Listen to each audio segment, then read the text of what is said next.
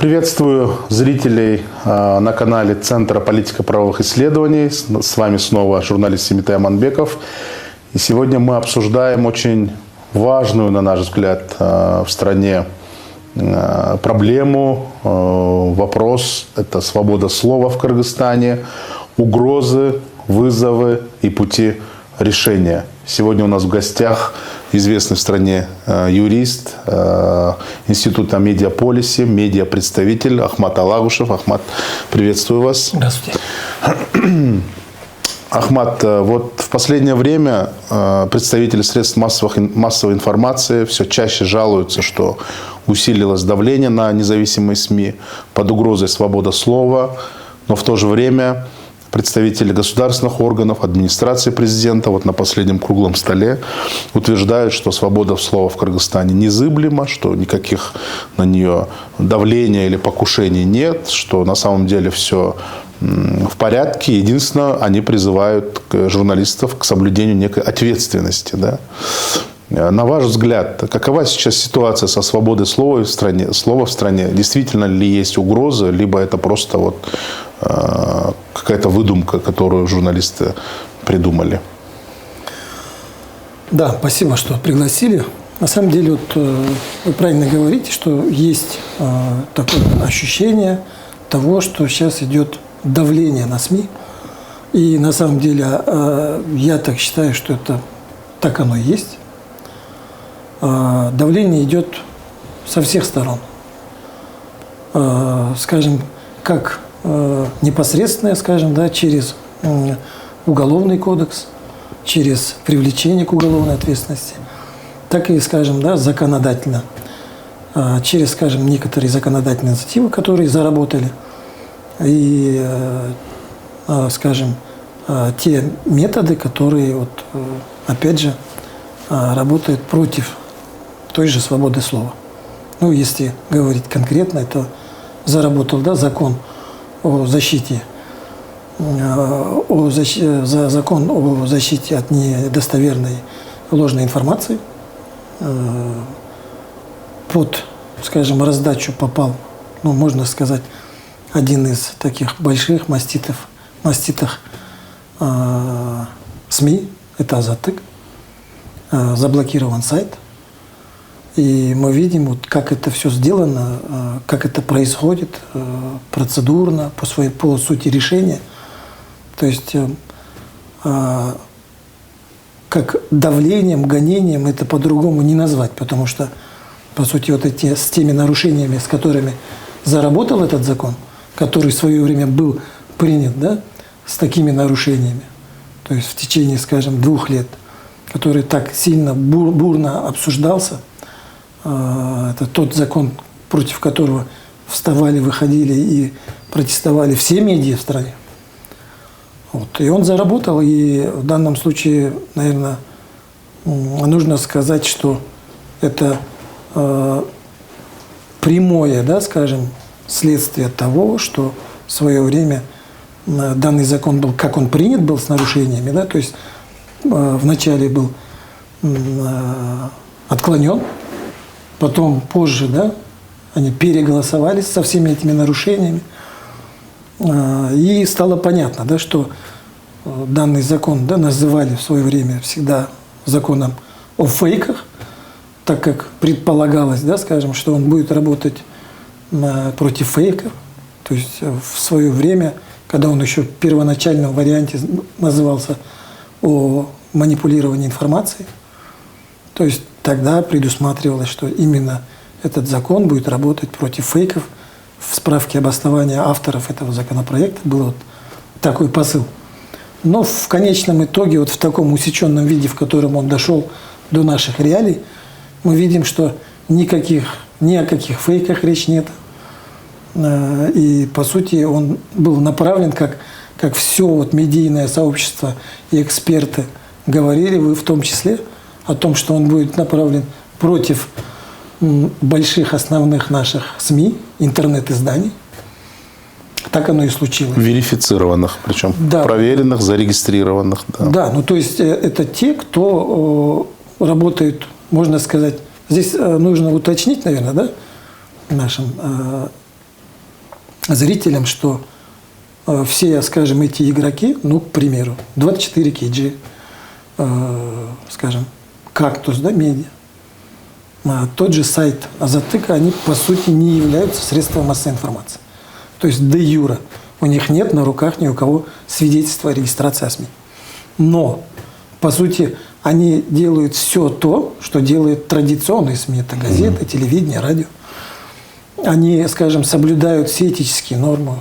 У каждого из этих изданий есть определенный свой, да, этический кодекс. Они работают в тех стандартах журналистики, да, в международных стандартах и так далее. То есть, по большому счету, вот, я, да, вот как медиа-юрист, который часто сталкиваюсь, скажем, да, с исками в суд о защите чести и достоинства. Мы, как правило, являемся всегда ответчиками. И защищая то или иное СМИ, у нас есть определенная своя статистика. И она очень небольшая. То есть на вот мною перечисленные издания очень редко подаются иски в суд. То есть при том, что объем информации очень большой. И это о многом говорит. То есть они хоть и де юре не являются средствами массовой информации, но несут намного больше даже, чем традиционные СМИ. То есть даже газеты, скажем, да, и телевидение, и радио сейчас пользуются тем, что берут всю информацию именно у этих изданий. То есть что мы видим? Мы, по сути, видим с утра, читаем их, а потом только вечером или через неделю, или, там, скажем, 3, 4 или 5 дней мы уже узнаем это из газеты, скажем, да, или на радио или телевидении. Но радио, телевидение, по сути, это вот очень много информации дублирует оттуда. То есть мы их иногда сейчас уже называем, да, немножко такими иждивенцами, да, которые пользуются этим. Ну вот первый блок. Закон о защите от недостоверной информации заблокировал Азаттык. Еще какие признаки? Вообще, помимо, вот я уже сказал, что есть много уголовных дел. Одно из самых таких, наверное, нашумевших – это дело против генерального директора Next TV Талая Душенбиева. Его осудили по статье 330, это возбуждение вражды.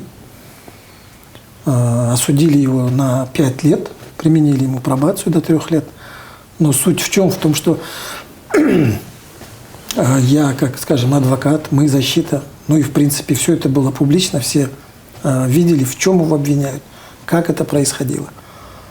Надо сказать, что вот, подобного рода дела – это вот прямое давление на СМИ.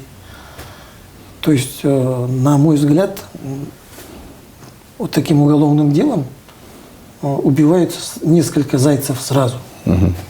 То есть сажают генерального директора, опечатывают само телевидение, да, оно не функционирует. А надо сказать, что Next TV в свое время выдавал в эфир, то есть через свой эфир выдавал как раз такие передачи, как «Азаттык», «Deutsche Welle», «Настоящее время». И важность это именно то, что это давал в эфир Next TV, потому как он распространял его в регионах.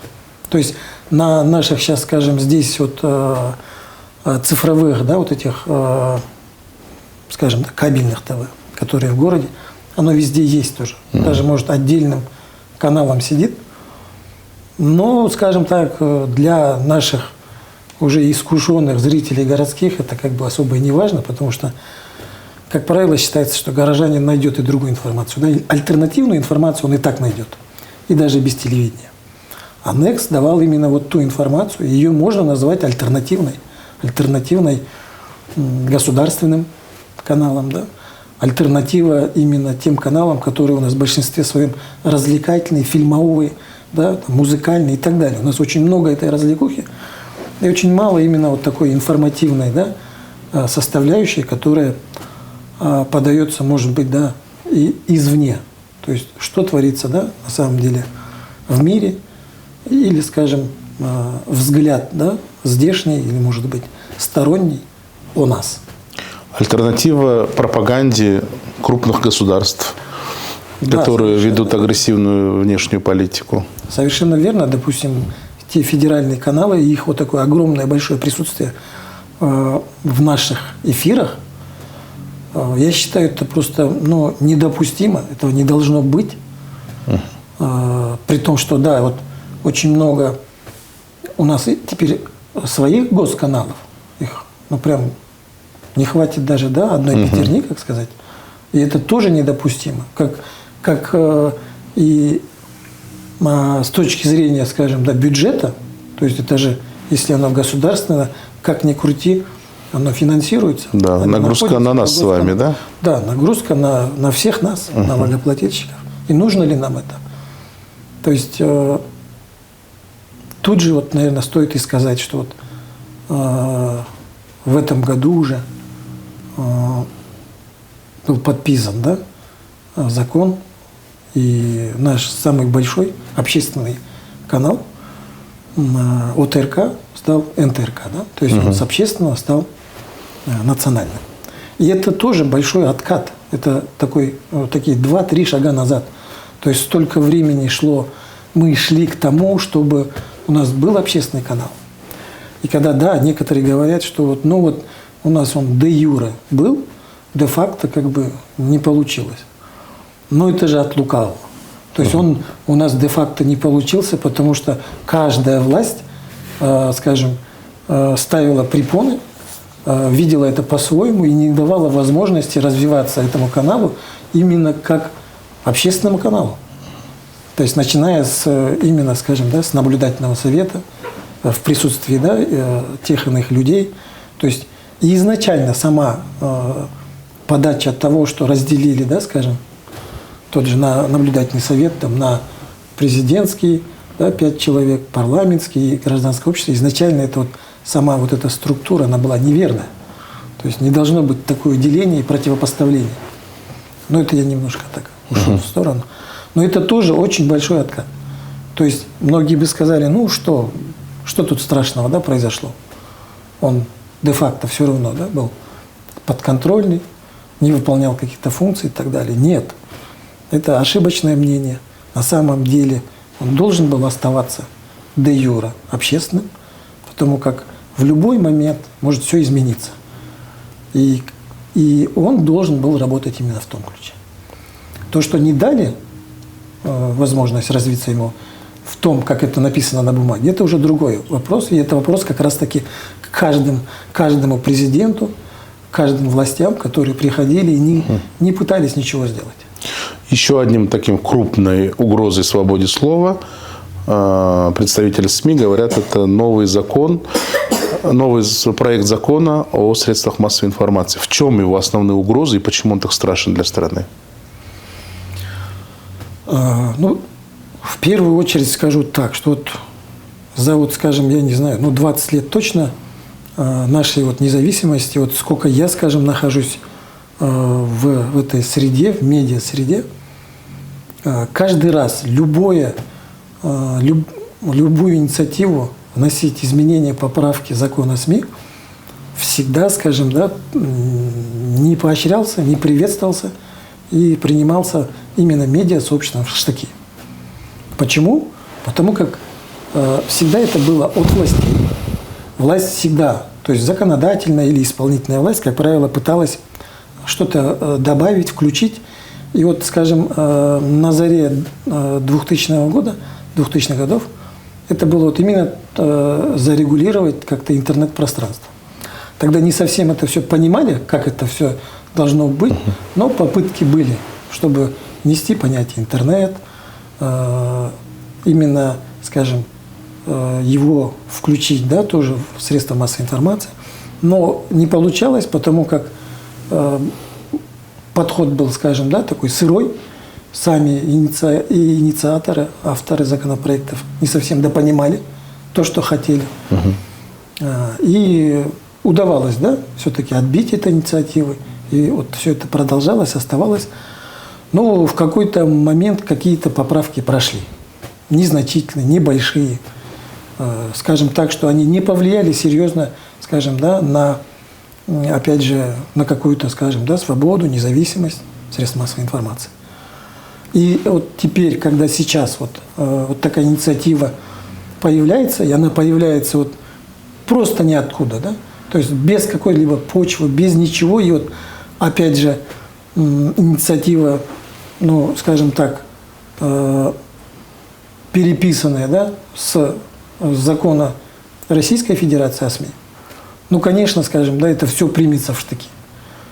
И, опять же, без какого-то, да, объявления о том, что, может быть, пообсуждаем. То есть я считаю, что ошибка властей в том, что они не идут на диалог, они не идут на какое-то обсуждение. То есть мы просто вот увидели, что повесили на администрации сайта вот на тебе законопроект.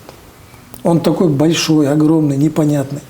То есть нам, допустим, приходится, да, вот экспертам, юристам, большому количеству людей все это читать, анализировать и так далее, и находить там какие-то вещи, которые противоречат, да, тому духу, которым сейчас работает СМИ.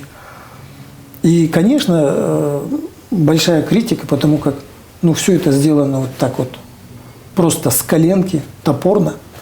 Ну, если коротко, в чем вот угрозы основные в законе? Основная угроза, на мой взгляд, наверное, лежит в том, что этот закон, через этот закон обязывают провести перерегистрацию существующих СМИ, всех, и зарегистрировать тех субъектов, которые таковыми сейчас не считаются. И, скорее всего, под это подпадают именно интернет-издания, которые, ну, имеют какую-то, скажем, да, площадку, что-то, как мы так называем, да, доменное имя. У нас здесь доменное имя KG, которое могут регулировать власти через наших местных провайдеров. И, в принципе, скажем, угроза в том, что если вдруг неугодное интернет-издание, скажем, да, не зарегистрирует, то, по сути, оно и не сможет как бы работать как СМИ. И там пойдут уже какие-то санкции. Всего этого четко не прописано пока. Но я думаю, что если, скажем, все вот так оставить как есть, потом появится еще и какое-то положение, которое потом ляжет, скажем, да, опять же, таким бременем, ярлыком на уполномоченном органе, который начнет опять, скажем, да, все это приводить в соответствие и так далее. То есть могут просто те неугодные большие игроки на медиарынке просто выпасть. Исчезнуть. Со своим брендом, то есть уже со своими читателями, зрителями. И вот там еще была опасность, что зарубежные СМИ должны регистрироваться через МИД. Там такая норма есть, она даже, в принципе, у нас есть уже ограничения и в действующем законе, но прописали и добавили еще вот норму именно, добавили помимо традиционных СМИ именно интернет-издания, то есть это вот те, о ком я говорю, которых очень много. И еще и добавляются, скажем, телерадиопрограммы. Ну, это совсем. То есть тут уже явно вот дописал человек, который, скажем так, ну, совершенно не сечет в том, что написал. То есть телепрограмма – это любой зарубежный фильм, любой мультфильм и так далее, песни. Ну, то есть это аббревиатура, она сидит четким определением в законе о телерадиовещании. И вот авторы законопроекта как раз-таки вот и не разобрались вот в том, что в Российской Федерации нету профильного закона о телерадиовещании, какой у нас есть. Поэтому у нас очень такой, скажем, да, компактный, маленький, небольшой закон о СМИ и такой довольно-таки объемный закон о телерадиовещании. А закон о СМИ Российской Федерации, он как раз-таки вот такой большой, 50 с лишним статей там. Вот он как раз себя объединяет и ТВ, радио, и традицию, и печатные СМИ, как мы привыкли немножко делить, потому что, коли есть профильный закон, мы считали всегда, что теперь закон о СМИ, он хоть и скажем, первичный документ, но у ТРВ есть теперь уже свой закон. Угу. Возвращаясь к ответственности, вот, как я уже сказал, госорганы утверждают, что у журналистов должна быть ответственность, но при этом вот они говорят, выпускают расследования, делают какие-то материалы и зачастую допускают там ложную информацию, да, непроверенную информацию, но при этом есть ли случаи, когда на конкретные журналистские материалы или расследования, как вы сказали, на большой пласт там подавали в суд, и в суде доказывалось, что журналисты вот неправильно реализуют свою профессию?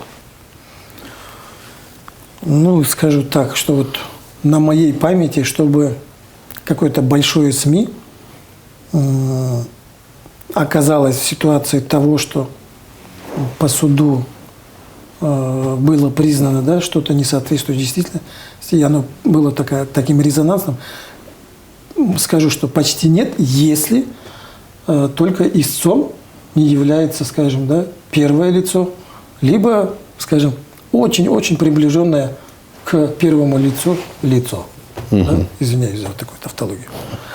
Я к чему говорю? Потому что все чаще говорят, что мы, журналисты, должны быть ответственными, что мы якобы не следим за своими материалами, но при этом конкретных кейсов я вот не знаю конкретно, чтобы сказали, вот журналист Аманбеков написал недостоверную информацию, мы ее доказали в суде, и вот тем самым он там дискредитирует всю журналистскую деятельность. Ну, говорить можно что угодно, но под этим соусом ведь принимаются новые законы. Под этим соусом, что должны быть интересы там, других граждан соблюдены, журналистам должна быть ответственность. Что такое ответственность для журналиста, на ваш взгляд? Вообще ответственность, вот ответственность, вы правильно говорите, она меряется тем, насколько, скажем, на того иного журналиста либо издание подано в суд материалов. Да, и доказано в суде его неправота. Ну, скажем так, все-таки, скажем, в любом случае какое-то количество, оно тоже о чем-то говорит, но это еще не значит, что да, мы вешаем какой-то ярлык. Да, в большинстве своем, скажем так, та информацию, которую, скажем, потенциальный истец хочет опровергнуть, она очень большая. И, как правило, в суде в конечном итоге остается, скажем, пару фраз, может быть, одно небольшое предложение, либо, скажем, да, ну, совсем небольшой отрезок какой-то, да, информации из той, которой он просил признать вообще все несоответствующее. Как правило, СМИ, журналистам удается доказать, что это все правда.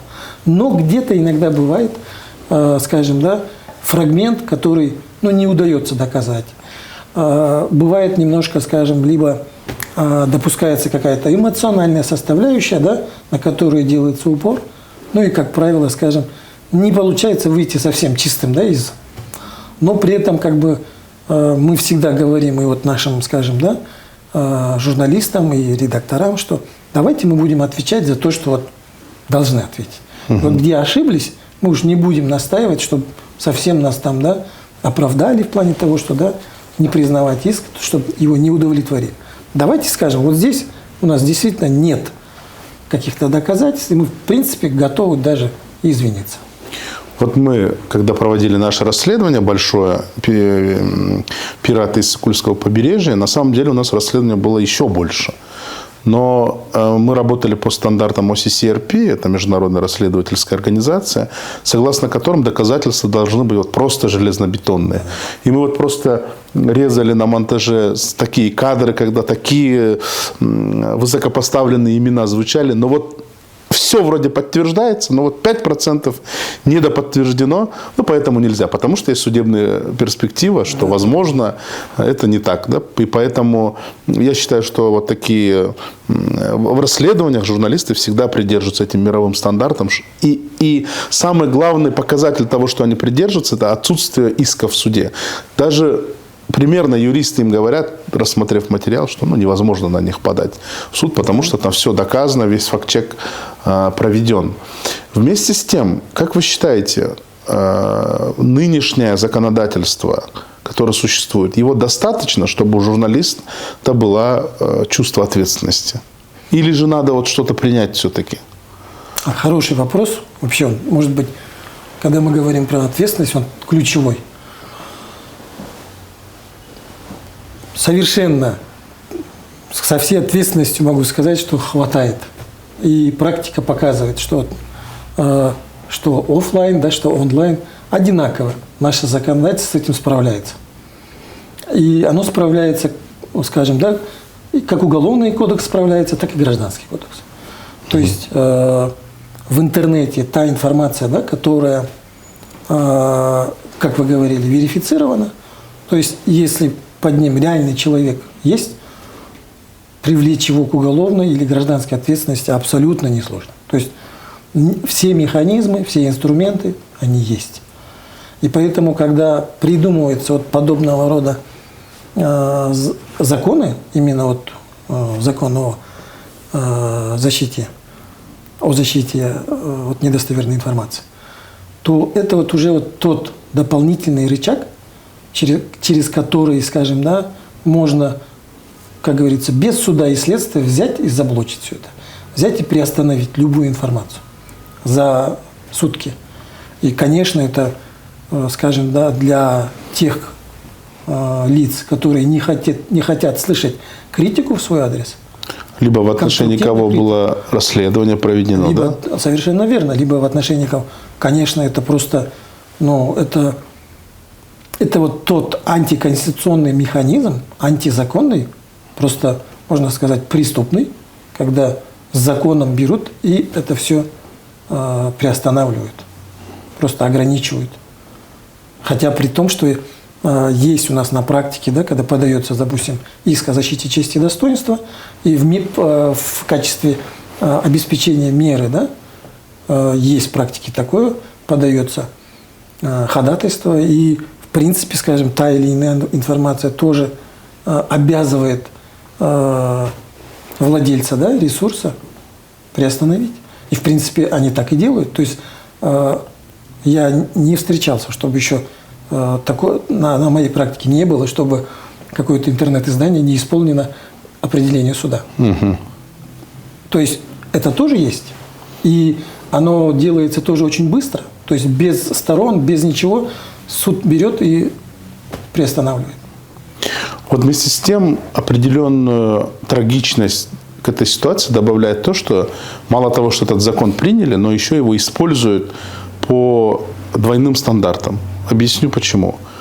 Я далек от того, чтобы говорить, что все журналисты в Кыргызстане работают по международным стандартам. Нет, не все. К сожалению, есть среди нас коллеги, которые допускают, да, определенные промахи.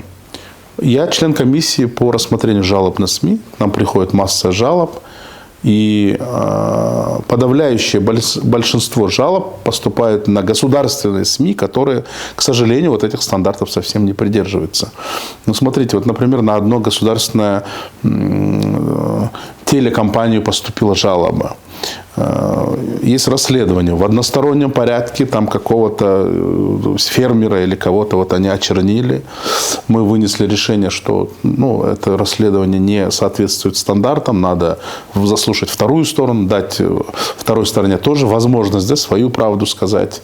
Нужно было там факты перепроверить, да, но государственные СМИ просто решили рекомендательное решение комиссии не обжаловать. И вот когда на таких жалуешься в соответствии с этим же законом, они не принимают. Допустим, эту гостелерадиокомпанию не обязали заблокировать эту информацию, да, или снять ее даже, да, но каким-то чудесным образом заблокирован Азаттык, на которого все власти точат зубы, да, начиная там с прошлых президентов, все там считают ее оппозиционным. И становится понятным, что закон принят исключительно ради того, чтобы подавить инакомыслие, а не для того, чтобы в журналистской среде создать какую-то хотя бы определенную меру ответственности, чтобы хотя бы боялись, что сайт заблокируют. Нет. Вот люди, которые распространяют действительно порочащую информацию, они вот не несут никакой ответственности. Вот в связи с этим еще у меня вопрос. Давление на свободу слова осуществляется сразу по нескольким фронтам. Вот вы сказали законодательное, да? мало того, что закон о СМИ, закон о защите от недостоверной информации, еще и закон об иноагентах собираются принять, что тоже, наверное, да, затронет, но вот это вот следующим вопросом. Потом второе, это путем правоприменительной практики, то, что вы говорите, да, возбуждаются уголовные дела. И есть вот третья ветвь давления, когда в интернете занимаются откровенным кибербуллингом и офлайн открыто запугивают журналистов. Вот был митинг, например, около здания Азаттык, где сказали, в следующий раз мы сожгем офис Азаттыка. Если увидим оператора, там, сломаем ему что-то. И опять-таки, вот как я у юриста вас хочу спросить, почему закон так избирательно применяется? Да? Почему в отношении тех, кто распространяет язык вражды, призывает к откровенному там, расправой над журналистов, не принимаются никакие меры? Почему некоторые судебные органы принимают заведомо неправосудное решение и выдворяют за территорию наших граждан, и тем не менее никто не несет ответственности? Что нужно сделать, чтобы привлечь таких людей к ответственности, чтобы знали, что в стране работает закон? Ну, да, сразу, наверное, и сложно ответить. Но я вот начну с того, что вы сказали о, скажем, да, тех лицах, которые, ну, очевидно совершают, ну, как минимум, правонарушения, и к ним никакой ответственности, их не привлекают к ответственности. Мы об этом не видим, не слышим, не знаем. Хотя, скажем так, что на них заявления подавались, писались. И вот эта избирательность, вы сказали, она очевидна. Вот эти двойные стандарты, они есть. И вот такая практика от правоприменителей, да, правоохранителей, судебных органов, да, органов прокуратуры, которые, да, и надзирают, и обвиняют. Ну, тут, наверное, вот очевиден один момент, вопрос о том, что все время говорили, и вот это говорильное осталась люстрация. То есть, на мой взгляд, пока люстрация не заработает, пока не будут наказаны те люди, которые, скажем, да, выносили неправосудные решения, скажем, при той власти или при этой, а потом, скажем, опять же, да, все это остается, то, мне кажется, оно и будет вот всегда вот эти двойные стандарты, избирательность, потому что каждый раз новая власть, она будет, скажем, да, управлять теми, кто нарушал в свое время. И мне кажется, именно вот тут даже, мне кажется, вот суть в том, что вот, на мой взгляд, что вот эти нарушители, да, заведомо, которые нарушали все это, они удобны. То есть, я не знаю, они, может быть, на крючке каком-то, да, они, может быть, на каком-то, да, то есть, почему ни один, да, ни следователь, ни гособвинитель, ни судья, да, ну, до судьи вообще сложно добраться, да, это априори, но хотя бы начать, да, с того, что кто привлекал. То есть, очевидно, очень много, да, мы бы нашли вот этих именно заведомо неправосудных решений. Потому как потом же их оправдали. Да. Даже если вот привести пример, скажем, с нынешним нашим, да, действующим президентом и главой ГКНБ. То есть, и тот же, скажем, да, наш бывший спикер, да, Талант Маматов. То есть, в свое время их осудили, обвинили. Но почему бы сейчас, да?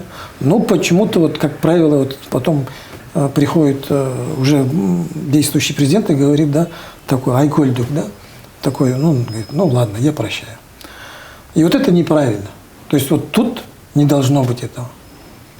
Как говорится, какую-то ответственность он должен нести. Я не хочу быть, скажем, каким-то кровожадным, не обязательно, там, скажем, да, их всех сажать.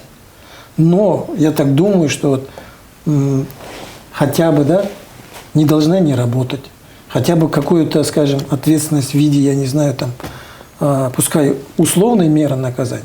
Но главное, что эта проблема должна поднята. Неотвратимость должна быть. Неотвратимость должна быть, да, что ее подняли, осветили, сказали, вот она. И вот это вот мне нравится, вот, как в Монголии, да, как мы как-то поехали туда, нас повезли, и мы обменивались опытом.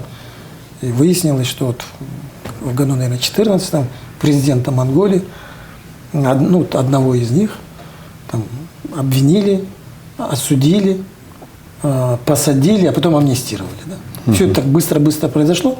И самое главное, что он особо и не посидел, но самое главное, что вот его обвинили, осудили, признали виновным, потом амнистировали. Да? Привлекли к ответственности. Да. И все. Больше ничего и не нужно, на самом деле. То есть не обязательно должно быть, да, какая-то кровожадность, да, чтобы все там сидели, всех там расстреляли. Послушайте, допустим, к оперативникам и к следователю, которые подбросили наркотики Болоту Темирову, да, и так можно говорить, потому что уже Горсуд принял решение, что это было сфабрикованным, да, и он признан недействительным. Неужели в отношении них никаких дел не будет заведено? Я так думаю, что пока, скажем, да, не удастся оправдать, да, Болото вчистую, то есть, чтобы все было, да, по реабилитирующим основаниям, то, наверное, сложно будет, да, их привлечь. А наркотики разве не по реабилитирующим основаниям? Тут еще сложность в чем, наверное, да? Скорее всего, да, сейчас можно будет на основании оправдательного приговора возбудить дело, но теперь потом, да, определить, кто ему подсунул и так далее, мне так кажется, что это такой заведомый висяк. Так, на таком сленге, да, если говорить, скорее всего, приостановят по основаниям того, что не удалось, да, установить лицо, которое должно быть привлечено. Но следователь же есть, который принял эти доказательства в производство. Тут тоже такой вопрос в плане того, что, скорее всего, следователь не имеет отношения к именно тому, как подкладывали. Здесь же вот все-таки состав, скажем, такой тяжкий, это именно тот, кто подкладывает, а, скажем, уже в дальнейшем следователь, который там расследовал это, то есть, да, у него должна быть своя ответственность. Конечно, не такая, как у оперативника или там какого-нибудь, скажем, сотрудника спецслужб, который это все сделал. То есть у него должна быть ответственность больше. У следователя меньше, да. Но, в принципе, да, следователю тоже за оправдательный приговор следователь должен получить хотя бы какое-то взыскание. Дисциплинарное. То есть соразмерное. Ваш прогноз, как будет дальше развиваться ситуация со свободой слова? Будет усиливаться или наоборот, может быть, станет мягче? И если будет ужесточаться, к чему это приведет? Сложно сказать, конечно, что будет, давать прогноз. Мне кажется, следующий год он уже покажет, да, насколько мы будем под тем или иным, скажем, да, прессингом, хотя он уже есть. И я так думаю, что какой-то все-таки некий лакмус – это то, что сейчас будут ли освобождать, скажем, да, освобождать активистов, этих 20 с лишним, да, 24 человека, которые сейчас именно привлечены, да, по абсурдной статье, мне кажется, 278-й, это организация массовых беспорядок. И тут, мне кажется, это будет такой некий такой, как сказать, такой посыл, да, от власти, будут ли они идти на ужесточение вообще или нет. Потому что все-таки эти 20 с лишним уголовных дел, это такой показатель, да. То есть на самом деле, не было у нас в практике за 30 лет такого, чтобы так массово взяли и возбудили, и привлекли, и арестовали столько человек одним махом. И я думаю, что все-таки эти лица, то есть то, что возбуждено, привлечено, то есть это все связано со свободой слова. То есть все люди, которые привлечены, они в большинстве своем очень активны. Среди них там где-то 2-3, да, очень таких известных блогера, которые, да, скажем, да, тоже имеют такой достаточно большой электорат, который просто тоже не нужен был на определенный момент, может быть. И вот тут сейчас покажут нас. Мне кажется, вот если будут сейчас людей освобождать, то можно сделать какие-то выводы. А на ваш взгляд, зачем для властей нужно давление на СМИ? То есть, то ли они прикрывают свои какие-то дела и открыто говорят, что мы вот там занимаемся темными делами, не хотим, чтобы журналисты это расследовали. Либо действительно они хотят защитить интересы государства, как они говорят, и чтобы журналисты там не пересекали какую-то черту. Для чего это давление? Ну, наверное, все-таки надо сказать, что вот, журналисту рознь, СМИ тоже разные бывают, да? Если, скажем, говорить о расследованиях Болот Темирова, ну, то тут очевидно, да, что пошло просто огромное, большое противостояние, да, между прям вот его командой, им непосредственно, и руководителем ГКНБ. И здесь, конечно, я думаю, что пошла просто вот такая открытое противостояние в лобовую, да. И все сейчас вот взять, скажем, под одну гребенку сложно. И, наверное, не стоит. То есть, ну, смотрите, хорошо, Болот Темирова кейс понятно, но блокировка Азаттык, инициирование закона о СМИ, принятие закона о защите от недостоверной информации, которую там даже Сооронбай Жээнбеков не подписал. Вам не кажется, что это звенья одной цепи? Да. Но вот здесь есть закономерность. И вот для чего? Для чего это делается? Зачем журналистам затыкать рот? Сложно сказать, от кого это все идет. Да? Вот у нас даже вот на последнем, ну, перед Курултаем и до Курултая, скажем, да, там вопросы поднимались. Есть вопрос, есть, скажем, уже спикеры, да, которые говорят о том, что там, кто руководит, да, кто дает команду и так далее. Сложно сейчас сказать о том, что где центр принятия решения, кто за всем этим стоит. Вот, на самом деле, если мы как бы узнаем и докопаемся, ну, скажем так, очевидно, реально, что это вот этот человек, тогда можно и говорить о том, что, ну, мы, оказывается, идем в таком направлении. Пока что сложно сказать, что все ли вот эти звенья, как вы говорите, инициированы там одним человеком, одной командой. То есть, возможно, что нет. То есть, определенные вещи идут сами по себе, какие-то вещи более организованно. И очень здесь вот сказать наверняка и утвердительно, что вот все это идет как бы системно, сложно, хотя в реальности мы видим, что да, что это все происходит в одно время. То есть тот же законопроект о СМИ, он появляется именно сейчас. О чем мы и задаемся вопрос. Зачем сейчас? Вот для чего нужно было его именно сейчас? То есть вот эти 2 месяца. И вот эти вот сложные, бурные 2 месяца. Да. А на ваш взгляд, ужесточение свободы слова в стране каким последствиям приведет?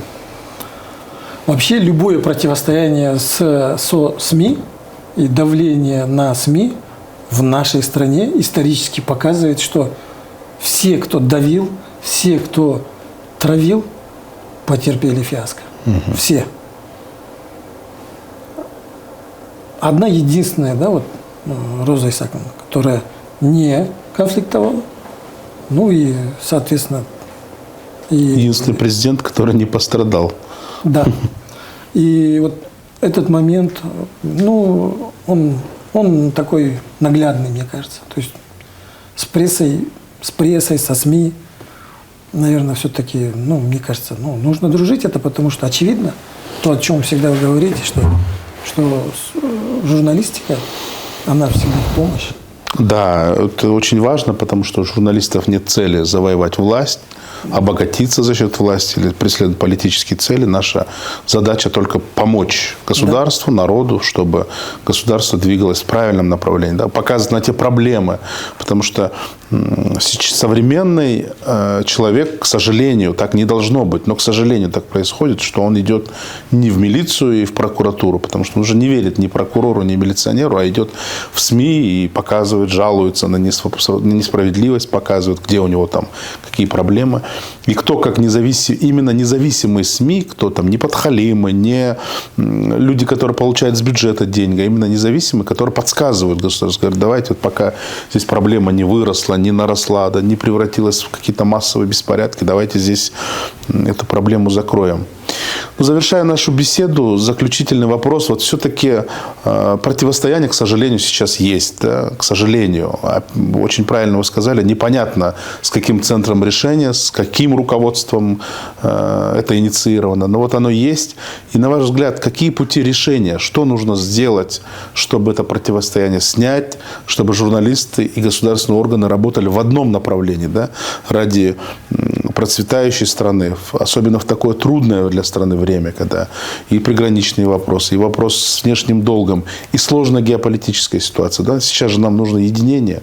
Вот что должны сделать журналисты или власти, или вообще что нужно сделать, чтобы это противостояние убрать? Хороший вопрос. Наверное, все-таки больше должны сделать, или вообще не то, что больше, а вообще любая инициатива, мне кажется, должна исходить от властей. То есть потому что все рычаги, все возможности, ресурсы у них. И, на мой взгляд, просто есть, скажем, да, два момента. Вот сейчас, к примеру, да, тот же законопроект о СМИ. Вот если бы вот после вот такой критики власть сказала бы, знаете, хорошо, давайте мы сейчас мораторий, да, объявим, и пока не будем его трогать. Действительно, нету пока никаких предпосылок. На круглом столе мы задавали вопрос, да, авторам, говорили о том, что вот какая была надобность, да, и мы, в принципе, и нас отсылают к справке обоснования, в которой написано, что он просто устарел. Опять же, что значит устарел, да? То есть, наоборот, иногда говорят, да, что чем старее, да, какой-то нормативный правовой акт, который не меняется, значит, он хорош? Да. Да, есть такое, да, мнение? Да. И тут же, вот, скажем, закон о недостоверной информации, ложной информации, о защите, да? Наверное, тоже можно было бы, скажем, да, каким-то волевым решением принять и сказать, да, давайте его на утрату, потому как он антиконституционный, абсурдный просто. Но мы понимаем, да, мы реалисты, что его в прошлом году с такой тяжестью приняли, что, скорее всего, вряд ли откажутся. И вот, наверное, здесь, опять же, определенный сигнал будет. Мы сейчас знаем, да, что внесли поправки в этот закон. И если они, скажем, будут поддержаны, то это тоже какой-то определенный посыл к тому, что, да, хорошо, исправим ошибку и потихонечку на этом, да, забудем, да, вот это большое противостояние. Это, скажем, это компромисс. Это компромисс, действительно, потому что, все общество, мы все видим, что это не должно быть так, что это антиконституционно, что потихонечку сейчас в любом случае мы доберем, да, вот эти кейсы и пойдем в Конституционный суд, и это станет такой огромной, да, нагрузкой для Конституционного суда. Угу.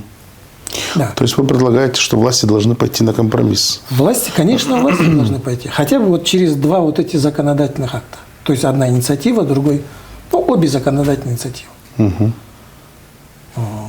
Вопрос, скажем, по тому, что когда мы говорим о компромиссах, да, еще один есть, что создание рабочей группы по закону о СМИ, по законопроекту о СМИ, он тоже как бы имеет право на существование. Это тоже компромиссный вариант. Его тоже нужно рассмотреть и, скажем, да, принять или не принять. В ближайшее время все это, время покажет. Угу. Да, спасибо за интересную содержательную беседу в таком важном ключе, как свобода слова. Одному из российских политологов задали вопрос: как так получилось, что вторая армия мира терпит поражение в войне с сравнительно небольшой Украиной. Даже если учитывать, что Украине помогают страны НАТО, такого катастрофического положения дел на фронте не должно было быть. И вот российский политолог сказал, на мой взгляд, очень правильные слова, что за последние годы в России полностью было уничтожено инакомыслие, оппозиционные движения и, самое главное, независимые журналисты, которые подсказывали главе государства об истинном положении дел. И вокруг главы государства остались только те, кто рассказывают о делах в таких радужных красках, докладывали, что оружие у России самое современное, что коррупции в России нет, что украинцы будут встречать с цветами воинов России, и что все мировое сообщество не может никакими санкциями и никакой помощью не может что-то противостоять в России. Да? Истинное положение дела оказалось другим. И сейчас высшее руководство России в очень затруднительном положении. Из-за одного того, что все оппозиционное, инакомыслие и, главное, свобода слова в этой стране была уничтожена. Конечно, не хочется, чтобы подобное повторялось в других странах, особенно в нашей. И поэтому верю, что власти, как вот собеседник мой сказал, должны пойти на компромисс. Даже в тех сложных условиях, когда журналисты оказались под таким прессингом, журналисты неоднократно обращались к президенту страны, сделать первый шаг, сесть за круглый стол и путем диалога, компромисса и достижением каких-то общих точек соприкосновения решить этот вопрос, чтобы дальше двигаться в одном направлении. Надеемся, что подобное случится. Надеемся, что все те лица, которые допускают давление над свободой слова, да, и в правоприменительной, и в законодательной практике, они остановят свои инициативы. Те, кто уже нарушил закон, будут привлечены к ответственности. Особую благодарность выражаем вот таким медиа-юристам, как Ахмат Алагушев, сегодняшнему нашему собеседнику, который денно и ночно работают над тем, чтобы защищать права независимых журналистов, а значит защищать права всего народа Кыргызстана, интересов всего народа Кыргызстана.